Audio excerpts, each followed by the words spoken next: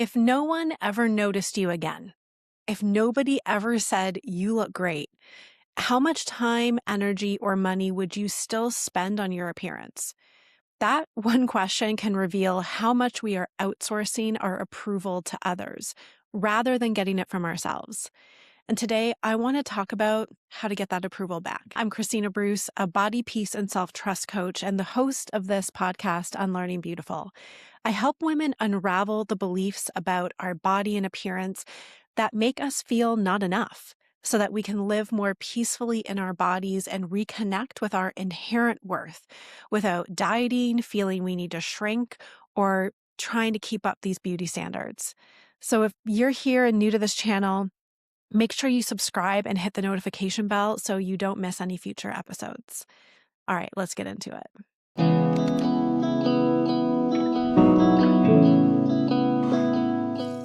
Women in particular have been conditioned to tie our self-worth to our appearance. I mean, if you can remember when you were young, did you notice how you might have been treated as a little girl versus a little boy? Or you can just notice the comments that others are making and how they treat little girls and boys, right? They talk about girls' appearance. They talk about how pretty they are. They like to dress them up like dolls.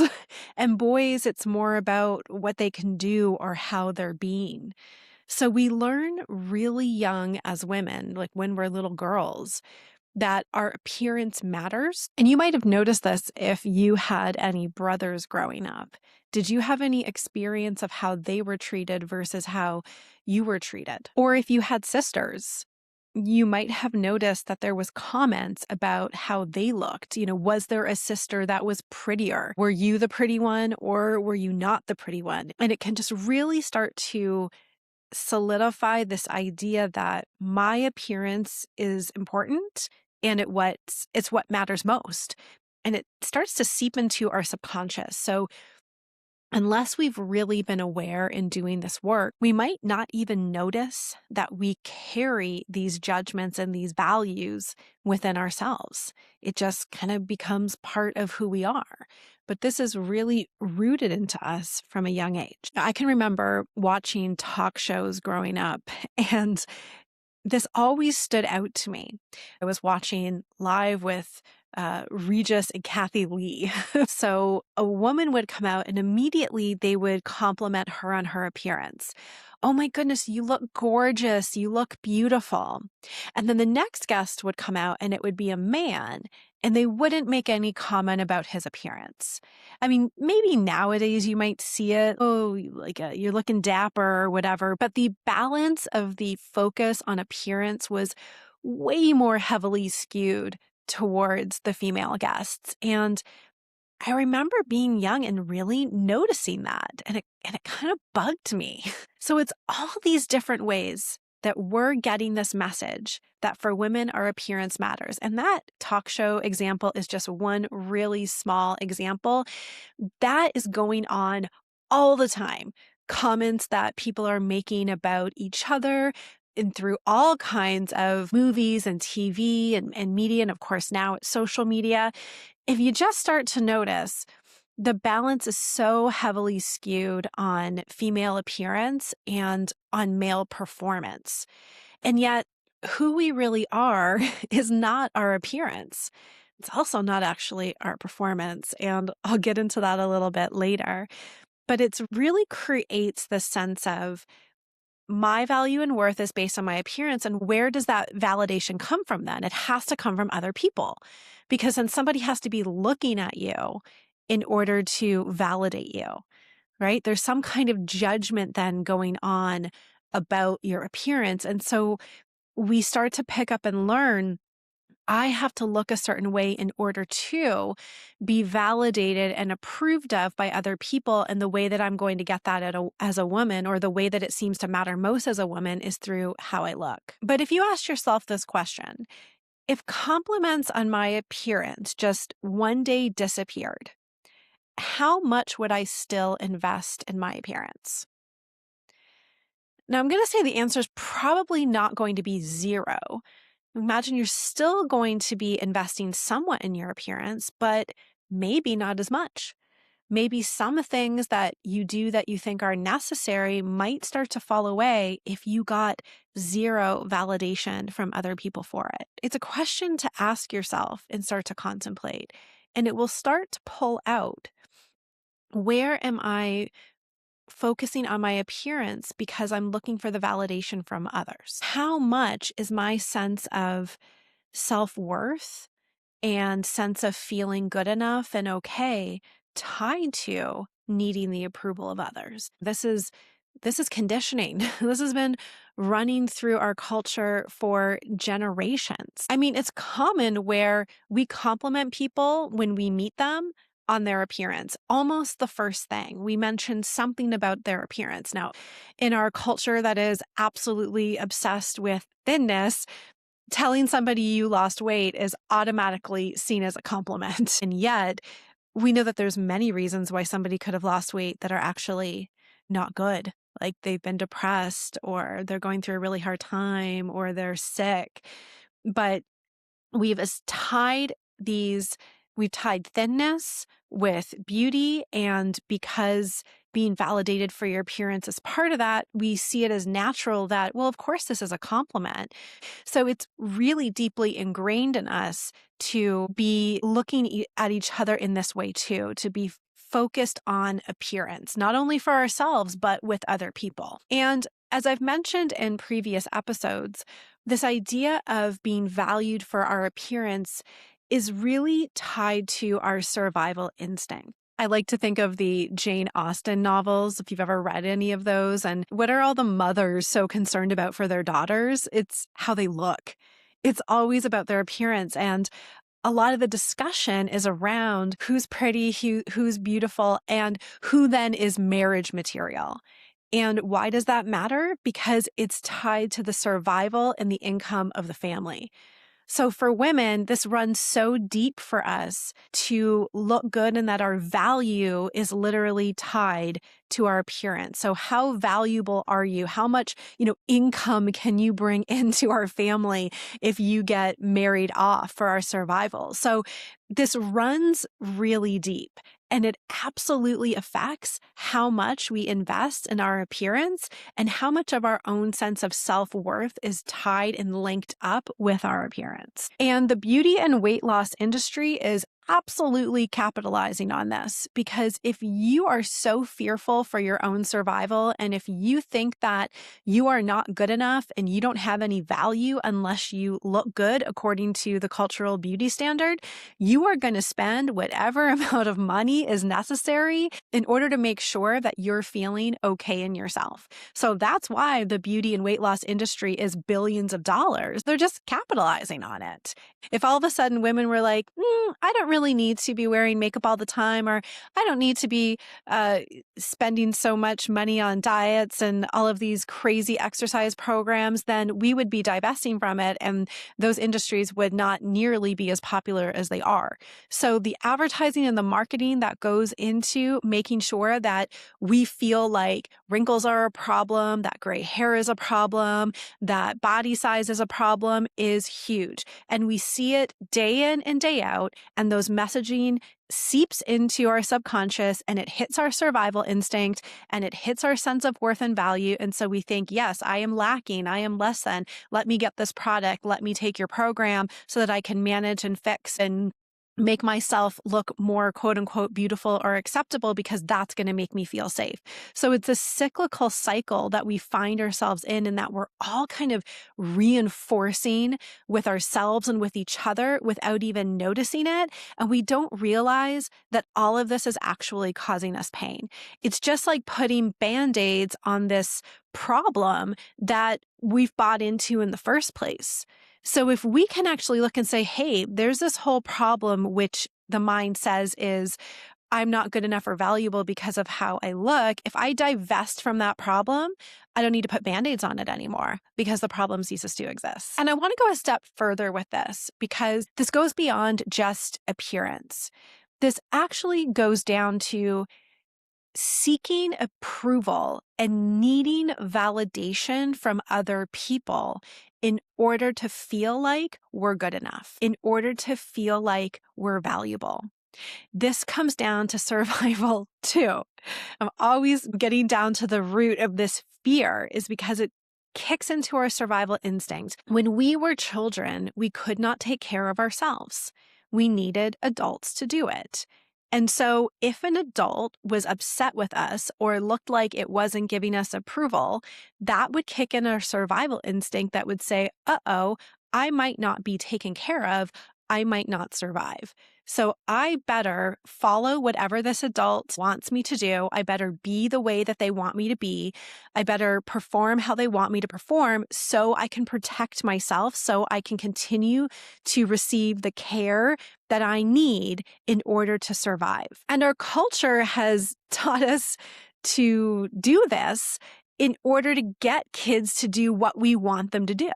We give kids gold stars in school. We give them awards and praise. And while this isn't black or white or all or nothing, obviously giving praise for achieving something, working hard, overcoming an obstacle is really nice. But the challenge is when we start to equate our own sense of goodness and worthiness based on this performance.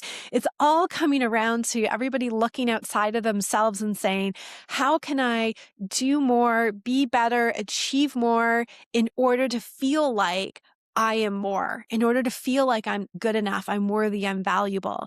Because underneath all of that, if we were really to dig down deep, often are these childhood early wounds where we don't feel like enough, where we had this belief that was formed that said, I'm bad, I'm wrong, I'm a problem, something's wrong with me. And so we go about in any way in order to protect ourselves through achievements, through acquiring material goods to feel safe and to feel like we're enough. It's funny, my husband and I really like watching these cooking show competitions, even though we don't like cooking at all, which is probably why we're interested in watching these shows. Maybe we think we're going to learn something.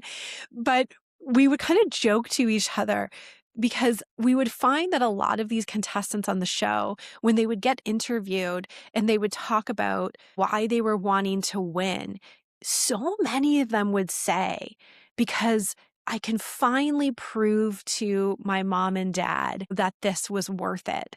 I'm finally proving that, this was a valid choice for my career. Because many of them came from families that didn't want them to be chefs. They didn't want them to go into cooking. They saw it as less than. They wanted them to be a banker or an engineer or whatever. And so they felt like their choice, their passion wasn't good enough. But if they won this show, if they got the award, they could finally prove they were good enough. They could finally get, hopefully, the validation, the approval from their parents that they were looking for. And that is so much at the root of why we do a lot of things. So the question would be also to ask is, if I never received recognition for what I'm doing, would I still want to be doing this thing? And that's a way to sort out, am I actually doing this for external approval or am I really doing it for myself?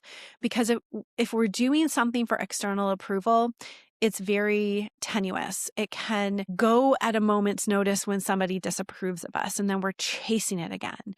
So the place that we need to look if we want to truly feel okay and truly feel worthy and valuable is within.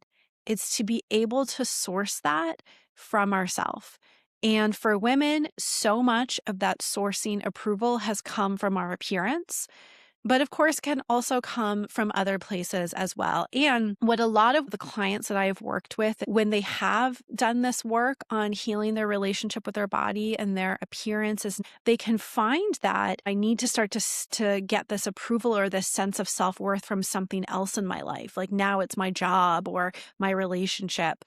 So that's then showing that there's a deeper disconnection from our own sense of self-worth if we find it transfers to something else. And this is why when women age. The loss of validation from the culture can feel so threatening, especially if we've tied so much of our sense of worth to our appearance, because women have value in our culture purely based on their appearance. Doesn't work that way for men, but it does for women.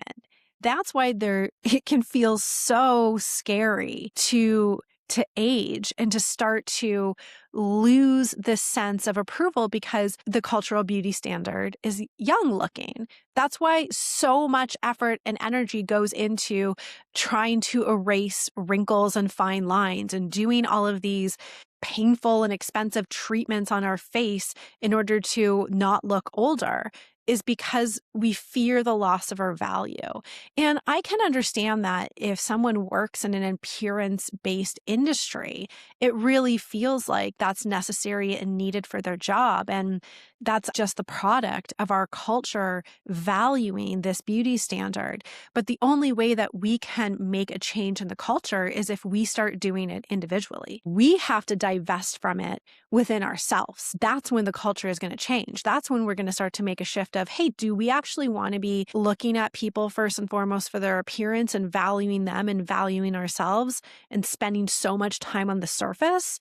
Or do we actually want to be seen for who we are and connect with each other on that deeper level? I can't remember if I mentioned this in a previous podcast episode. I did a post about it recently of Martha Stewart, who the first female self-made billionaire. And at 80 years old, the need to go on the cover of Sports Illustrated magazine. And the whole claim was, oh, she doesn't look like she's 80. Look how young and beautiful she looks. I mean, she had everything. She has all the money in the world, all the success in the world. But yet that was still something that mattered because it was something that was validated, especially as a woman. It's not my achievement. It's not who I'm being. It's my appearance. And it's also my achievements and what I do. It's all about this external validation and approval. I mean, especially on the cover of Sports Illustrated, it's all about image, right? It's all about people looking at it, absorbing it, and validating it. So I think this is why for so many women, looking at themselves in photos is so difficult and brings up so much challenge for them. I know women who've been doing this work now in the body peace path will say to me, well, I can look at myself in a mirror and feel pretty okay, but as soon as I see a photo of myself, whoa. And there's a couple things at play there. First and foremost, when you're taking a photo, depending on the angle, depending on the lighting, it definitely can make you look different. So on the one hand, there's a strange thing about seeing yourself in a photo, and you could actually look different depending on the angle and whatnot. But there's also something else. It's when you're looking at a photo, you're seeing an image and you know that other people are seeing it. Because if you were the only person who ever saw that photo and nobody else was seeing it, would you care? Now, you're probably going to say yes because, oh, I don't think I look good. Well, that's going to bring up these deeper beliefs and associations of my worth and my value and what I've learned is beautiful and whatnot. But if you're honest, it's also about, are other people going to see it and what are they going to think? Are people not going to approve of me? This is showing where we are still really seeking this validation and approval from others. And when I talk about, again, the survival instinct, that is getting activated there too, because the survival instinct says, if I don't belong, if I'm not approved of by my peers, by the tribe, I'm going to get kicked out. And now I risk certain death. Because back in the day, much safer to be in the community of a tribe than to be walking out in the wild on your own. That's why we can care so much about not being approved. Because it feels like consciously, but on this visceral level, it's saying, red alert, you're going to die. It really runs that deep. And when that fear is going, you better believe you're going to be spending tons of money to keep yourself safe because it feels like life or death. But it's not. It's not life or death. And what it's doing is actually making us miserable.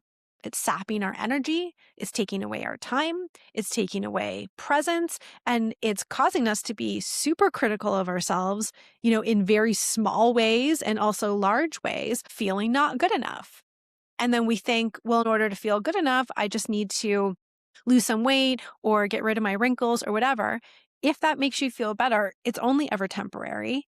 And I'm sure you've also had the experience of losing the weight or removing the wrinkles and still not feeling good enough. I completely had that experience. I had lost all the weight. When I look back at photos of myself, I'm like, never in a million years did I think I looked that way. I never thought I looked thin. I never thought I looked beautiful. And yet, by the cultural beauty standard, I absolutely was. But it did not change how I felt on the inside because I was looking through these lens of these false beliefs and I was attaching my self-worth to this standard that was made up. And I was constantly looking for the validation and approval from other people. Because when you get the validation and you get the approval, it's temporary. It doesn't just stay there. It doesn't fill you up. It drains away. And so then you need it again and you need it again. And so you're constantly seeking it. And the problem with that is people are either going to give it to you or they're not. And the same person who gave it to you before may not give it to you again. Maybe not that day because they're in a bad mood or whatever. So it's a constant moving target that you're always trying to hit. It's a terrible way of sourcing our self-value and worth because it always runs out and it has us running in circles trying to chase it. When really what we need to do is fill up that feeling of worthiness from inside, from a place that actually self-worth exists. It's just for most of us, we've been disconnected from it because all of these ideas and beliefs about our worth and value and this feeling and need to get external validation has been covering over it. And we've been living in that. We've been living in this world of, I need to make sure I manage and control other people's expectations and opinions of me in order to feel okay. But if we just let go of all of that and dropped into the sense of worth and value that actually exists within, we wouldn't need any of that anymore. Could be like a big exhale. But there's yet another layer to this. It's our sense of self that is an egoic sense of self. It's a identity. It's this idea of who I think I am. Our identity is built up of roles and it's built up of, in some way, how we look, but it's not really who we are. Because before we actually have any sense that how we look had any sort of meaning, we just were. Okay, we didn't know that we were a girl or a boy. We didn't know about our culture and what that meant. We just existed. We just were. And then all of a sudden we started to learn the way I look means this, and whether that's right or wrong, that's what we were taught. Or if I achieve this, this means something good about me. So we start building this sense of self and this sense of identity out of all of these experiences. Eventually, when we're older, we start to build an identity around our career or, being a mother. But the thing is that if we believe that's who we are, and if we get our sense of value and worth from that, and being beautiful would be another identity, or not being beautiful, we either suffer or we're happy if that identity is working for us or it's not. For men, a lot of their sense of self-worth has been attached to their career. It's why a lot of men can go into a real deep depression when they retire, because their whole sense of their identity of who they think they are is attached to this job and this value that it gave them. Well, for women, that can be attached to appearance. It's why women can fear losing the appearance and actually specifically losing the sense of attractiveness. So if I'm attractive to a mate, that gives me value. And so if I am attached to this sense of self that this is who I am and I'm losing that, that is going to feel really dangerous. And so it feels like I'm losing who I am, or I'm losing my sense of value and worth, and I need to do whatever I can to grasp that. But that's painful to try to grasp that. It's also painful to think that you're losing value. It actually can't be true, because all of these ideas that we have about ourselves and about who we are came after. When we are born, we're not carrying any of that, and yet we still exist as a full person. We may not be able to do a lot of things yet, but we are a person. And you might have even had a sense of that when you were a very young child. I mean, I can remember anybody who knows me knows that I've always been really organized and loved to tidy up and have clean spaces. When I was in kindergarten, I would tidy up after all the kids. They would come in and put their backpacks and their jackets down, and I would organize it, line all the shoes up, hang their jackets up, put their backpacks in their cubby. I loved it. It made me feel good to see everything organized. And I can remember, so what, I would have been 4 years old. I can remember having this visceral sense of thinking, come on, you know where your jackets go. You know where to put your backpacks. Can't you just line it up? And so obviously I had this real strong sense that this was a part of my personality and what I liked. And some people even have memories of being in the crib, being a baby, and feeling this sense of self. That sense of self and who we really are existed before we attained anything, before we took the validation and approval from outside of us and made it a part of who we are. On the one hand, it feels good to get the external validation, but if you think about it, there's kind of this subtle stress underneath that because it's now I don't want to lose it. It's not permanent. It's not really fulfilling.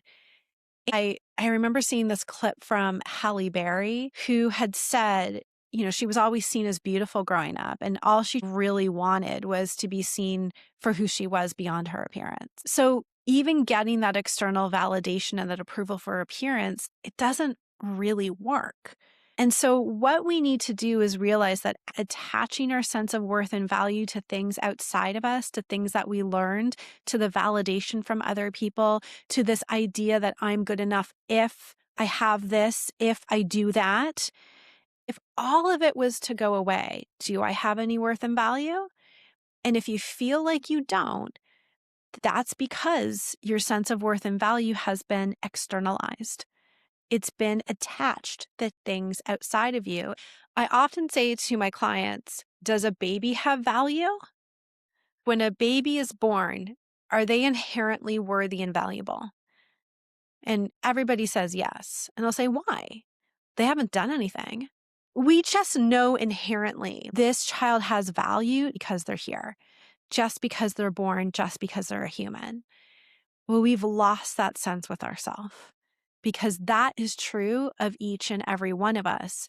But we've lost that because we've bought into ideas that we learned about what is valuable and what is not. And we took that on to say, if I meet this expectation and standard, I'm valuable. And if I don't, I'm not. And we have lost that connection with our internal worth and value. And that's where we need to go. That's where we need to redirect it back, because you can lose the job, you can lose the house, you can lose your beauty. And if your worth and value is attached to all of that, then your sense of okayness goes with it. And yet you are okay and you have value here and now, but we got to go within to find it. There's this one motivational speaker I've seen on social media. He was born with no arms and no legs. And yet I see such a sparkle in his eye because he knows his inherent worth and value, that it's not dependent on having arms and legs or being able to do these other things. And in fact, for him, he looks at it as a challenge. So it can't be that our worth and value is dependent on other people approving of us or looking a certain way or achieving a certain thing. It's fleeting if we do that. Our sense of self and okayness will go if the thing goes. And the one thing that's going to go is our appearance. As we age, it is going to change. And we're going to be moving away from the cultural beauty standard. And so I would say that it's of immense benefit that if we want to continue to feel confident and happy within ourselves, that we stop attaching it to our appearance, that we stop attaching it to these achievements, to the things that we think is what makes us good and valuable, because they're going to go, they're fleeting, they're temporary. And we need to be able to sit with it and find it within ourselves. And a way to do that is to just get quiet. And this might seem a little scary, but just imagine if all of it was gone. If it was all gone, do I still have value here? Am I still worthy of being here? And some of you may say no. And that's okay, but all that's showing is that your idea of worth and value is attached in these external things. I am going to invite you to look within and to get still and see if you can find it here. The best place to go is to connect with your heart. So slow your breath down and breathe into your heart.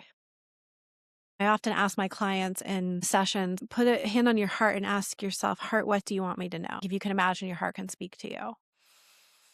And really listen and see what it says to you.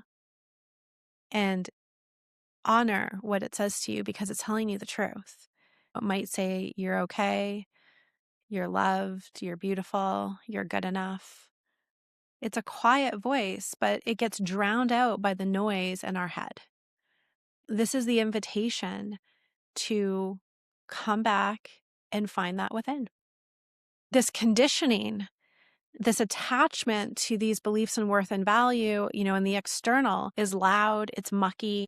We can be living up there and we lose that connection to the deeper sense. And that is the work that I do with one-on-one clients. That's the deeper work that often can be the thing that's needed next if you've been on this journey for a while and you find you've kind of hit a wall or you've only gone so far. I invite you to check out my private coaching if you're feeling called now to go deeper and to do this work, because that's where I'll bring you. Is we'll start to look at what is actually true and what's false and start to untangle and clear the fog that we're often living in when we think that our worth and value is in something external to us, and our bodies, although it feels like we're living in it, is actually still an external. It's not really who we are, because you were you when you were a baby and your body looks extremely different then than it does now. So if you have listened here to the end, I do want to say that that is your true self, your deeper self that is calling you back to you, that wants you to know the truth of you, that your worth and value is inherent, that it is not dependent on other people. One of my favorite quotes from Byron Katie, who has been so influential in my life. She said, if I had a prayer, it would be this: God, spare me from the desire for love, approval, and appreciation. Because she knows that it's actually painful to try to seek it outside of ourselves, to seek it from other people. That really where we need to go is that the love, the approval, the appreciation is within us. It really is. We are that we are seeking outside.